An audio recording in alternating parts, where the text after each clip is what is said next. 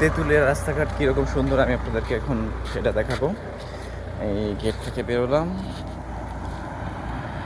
হ্যাঁ, এই যে দেখছেন টাওয়ারের মতো শিমুল গাছগুলো অনেক বড়, অনেক লম্বা। হ্যাঁ, আর এইখানে হচ্ছে এই হচ্ছে রাস্তা। হ্যাঁ, পাশটাতে আমি আছি। আর যদি আপনি তাকান এই জায়গা দিয়ে বেশিরভাগ জমিগুলোতে এরকম ভুট্টা চাষ হয়। হ্যাঁ, এই যে ভুট্টা জমি, মানে এত কৃষি জমি আমি জীবনে দেখিনি, এখানে এসে যা দেখছি।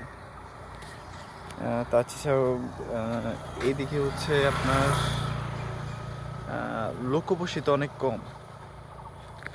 হ্যাঁ, আপনি যেখানে যাবেন দেখবেন যে মানুষ একদম কম পরিমাণে আছে, আর প্রত্যেকেরই একটা বেশ ভালো অ্যামাউন্টের জায়গা জমি আছে এখানে।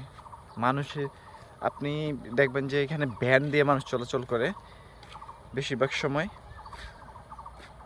আমি তো এখন ভ্যান পাচ্ছি না।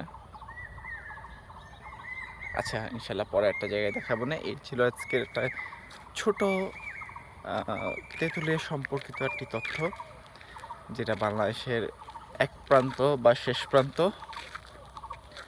টেকনাফ থেকে তেঁতুলিয়া দুইটাই ঘোরা হইলো, আলহামদুলিল্লাহ।